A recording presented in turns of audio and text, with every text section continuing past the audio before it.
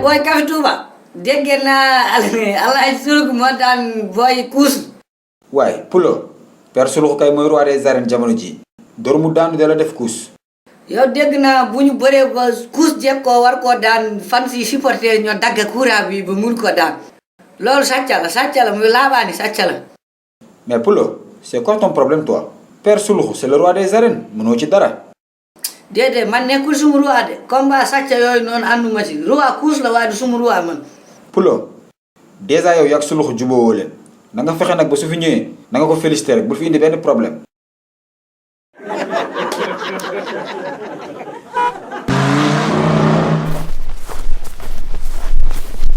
Salaamaaleykum Pulo, la femme du nouveau roi des arènes est arrivée.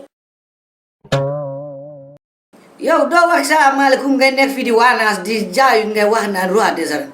ah Pulo nag sama jëkkër su nekkee roi des arènes dama koy wax ah mbëkk tës. hey bul wax man mbëkk tës koo ne mbëkk tës ça veut dire kam raga ju me xelo.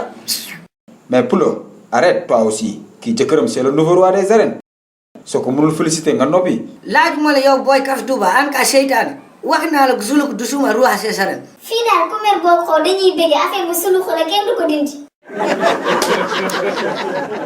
ah loolu nga may tontu. waaw loolu laa lay tontu su la nakkaree daal sorul sama nijaay moom lappataake la yow de da lay dóor nga daan. ah lappataake tapet yooyu nga dóor nit mu daanu si gàllankoor nga yaakaar danga yow kamoo rek sumu dëkk bu ma nekkoon roi des arènes. dem leen dëkk bi ngeen laaj kan mooy Pulo Yoro dëkk bi tournoi buñ teg maa fi del dama doon daan téeméeri mbër ci benn bés. waxoo dëgg de man bu toll ni yow di kàcc. ka ngay waddee kàcc hande tan mi xel boy Café Touba wala an nani mu dégg nga mu ne wax man damay fen dangay dem demal kamal nag si jëkkër bis bu jëlee suma avance dinaa ko nokkaale la ndokk saaliw ak kaali yéena ko ba ci kaw dóor ko si duur biir bi pacca boy Café Touba an ko jalata lan ngay reetaan. non dara Pulo ñaar téeméer nit yi nga daan kay moom a jaaxal. yow soo kalaatee li may wax fen la mu toj sa hande tan mi xel teg